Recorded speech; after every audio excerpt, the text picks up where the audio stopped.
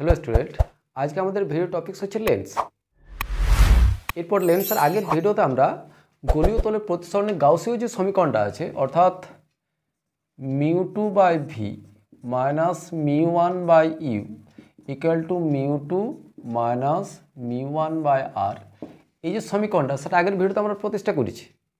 আমরা আজকে করব কি না, লেন্স মেকার্স ফর্মুলা, অর্থাৎ এই সমীকরণের যে অ্যাপ্লিকেশন যেটা আছে লেন্স প্রস্তুতকারক সূত্রটা, সেটা আমরা কীভাবে প্রতিষ্ঠা করব দেখো। এবং তার সাথে তোমার আরেকটা চমক থাকবে, সেটা হচ্ছে কোনটা না, এটা থেকে আমরা কতগুলো প্রবলেমও করাচ্ছি, যেটা তোমাদের নিট হোক, জেই হোক, কিংবা সাধারণ এই যে এইচএস পরীক্ষা যেটা আছে, এটাও তোমাদের খুব কাজে লাগবে। হয়েছে? তাহলে খাতা কলম নিয়ে বসো এবং শুরু থেকে শেষ পর্যন্ত দেখো। আমরা কি করছি না, প্রথম যেটা আমরা প্রতিষ্ঠা করতে চাইছি সেটা হচ্ছে লেন্স প্রস্তুতকারকের সূত্র। প্রস্তুতকারকের সূত্র হয়েছে লেন্স মেকার্স ফর্মুলা। আমরা কীভাবে করবো দেখো, সেটাকে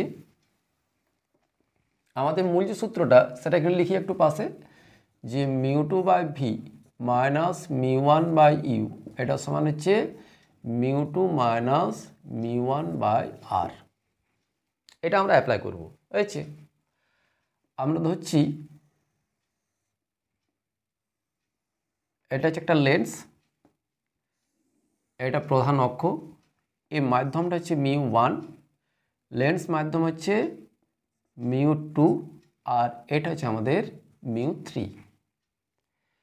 এই যে অংশটা যেটা আছে তার বক্রতা ব্যাসার্ধ, এটা হচ্ছে আমাদের C1, এটা হচ্ছে আমাদের R1, এবং এই তলটা হচ্ছে বক্রতা ব্যাসার্ধ, সেটা মনে করছি আমরা C2। এই দূরত্বটা যেটা সেটা হচ্ছে আমাদের R2। ক্লিয়ার? বস্তুবিন্দু ও থেকে নির্গত আলোকরশ্মি প্রথম তলে প্রতিষ্ঠিত হয়ে কিউ বিন্দুতে প্রতিবিম্বটা গঠন করেছে। ঠিক আছে?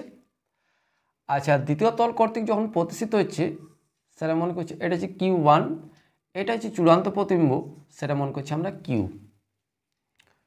তাহলে এই বস্তু দূরত্ব এটা হচ্ছে আমাদের ইউ, আলোক কেন্দ্র থেকে এই যে দূরত্বটা, আর এটা হচ্ছে আমাদের, আচ্ছা এটা পি ধরছি, আর আলোক কেন্দ্র হচ্ছে আমাদের ও।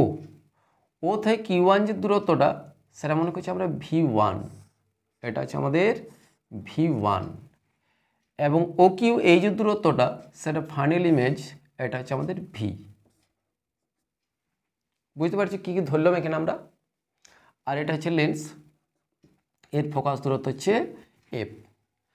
আমরা যদি প্রথম এই দুটো মাধ্যম যদি আমরা হিসাব করি, তাহলে আমরা লিখতে পারি যে এটা হচ্ছে কি আমাদের μ2, তাহলে μ2 বাই আমাদের প্রতিবিম্ব দূরত্ব সেটা হচ্ছে আমাদের V1, তাহলে μ2 by V1 minus μ1 by U equal to, আমরা কি লিখবো এখানে না, μ2 মাইনাস μ1 বাই R1। এটা বোঝা গেছে? এরপর যদি আমরা এই দুটো মাধ্যম যদি আমরা হিসাব করি, তাহলে আমরা কি লিখবো, আচ্ছা দ্বিতীয় মাধ্যমের ক্ষেত্রে, এই দুটো মাধ্যমের ক্ষেত্রে মনে রাখবে যে প্রথমে যখন আমরা পি হচ্ছে আমাদের বস্তু আর Q1 হচ্ছে প্রতিবিম্ব, যখন এই তলটা আমরা হিসাব করছি তখন Q1 যে প্রতিবিম্বটা সেটা হচ্ছে বস্তু হিসাবে কাজ করছে, আর কিউ বিন্দুটা প্রতিবিম্ব। তাহলে Q1 যে প্রতিবিম্বটা সেটা বস্তু হিসাবে কাজ করছে, আর কিউটা হচ্ছে আমাদের প্রতিবিম্ব। এই জিনিসটা মাথায় রাখতে হবে আমাদের। তাহলে আমরা এটার ক্ষেত্রে আমরা কি লিখব, যে μ3 by V minus μ2 by V1 equal to μ3 minus μ2 by R2। এই তলটার বক্রতা ব্যাসার্ধ শুরুতে আমি বলেছি এটা হচ্ছে R2, এই যে দূরত্বটা সেটা হচ্ছে R2, আর এই দূরত্বটা সেটা হচ্ছে কত আমাদের R1। এরপর এটা হচ্ছে আমাদের 1 নম্বর ইকুয়েশন, এটা হচ্ছে 2 নম্বর ইকুয়েশন। এরপরে 1 নম্বর এবং 2 নম্বর ইকুয়েশন যদি আমরা যোগ করি, তাহলে কি লেখা যায়, যে μ2 by V1 minus μ1 by U equal to, এই প্লাস দিচ্ছে এখানে, plus μ3 by V minus μ2 by V1 equal to μ2 minus μ1 by r1 minus যোগ করছি এখানে plus μ3 minus μ2 by r2। Simple যোগ করছি 1 নম্বর এবং 2 নম্বর ইকুয়েশন। এরপর আমরা এখানে যে μ2 by v1 μ2 by v1 cancel হয়ে গেল। তাহলে সমীকরণটা লেখা যায় this implies μ3 by v minus μ1 by u equal to μ2 minus μ1 by r1 plus μ3 minus μ2 by r2 হয়েছে। আচ্ছা, এই যে μ1 মাধ্যম এবং μ3 মাধ্যম, এই দুটা মাধ্যম যদি বাহু মাধ্যম হয় এবং লেন্সের প্রতিসরাঙ্ক যদি আমরা মিউ ধরি, অর্থাৎ μ1 সমান μ3, এটা সমান হচ্ছে আমাদের মিউ, এটা সমান হচ্ছে আমাদের 1, বা মাধ্যমের ক্ষেত্রে এটা হচ্ছে 1, আর μ2 যেটা এটা সমান হচ্ছে আমরা মিউ। হয়েছে, কি কি ধরলাম বোঝা গেল। তাহলে এটাতে লেখা যায় যে 1 by V minus 1 by U equal to এটা হচ্ছে mu minus 1 by r1 plus এটা হচ্ছে 1 মাইনাস মিউ বাই r2।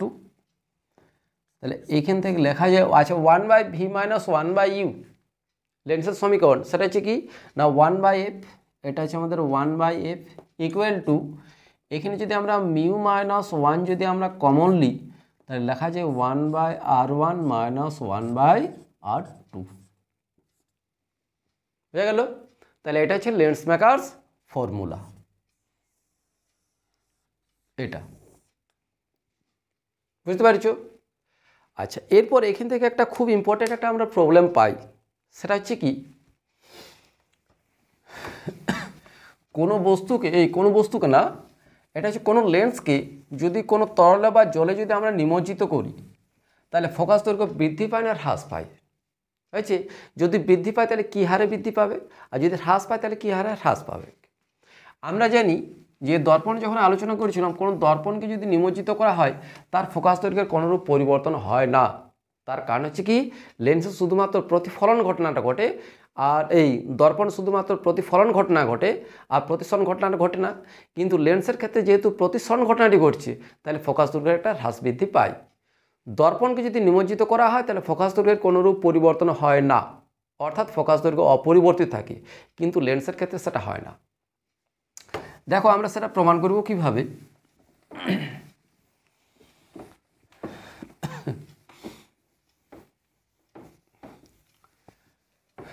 কোয়েশ্চেনটা হচ্ছে কি আমাদের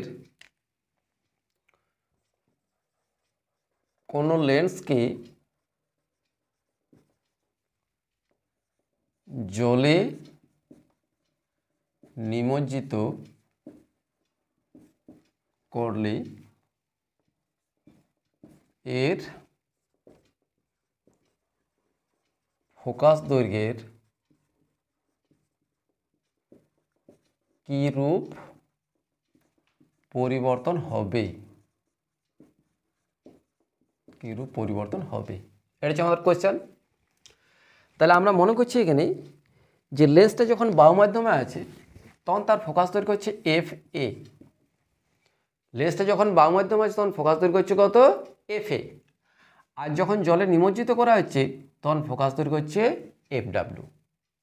তাহলে যখন বায়ু মাধ্যমে আছে তখন আমরা লিখতে পারি লেন্স মেকারস ফর্মুলা থেকে যে 1 by F A equal to M U G minus 1 into 1 by r1 minus 1 by r2। এটা এ 1 বাই এফ এ সমান হচ্ছে M U G minus 1 into 1 by r1 minus 1 by r2।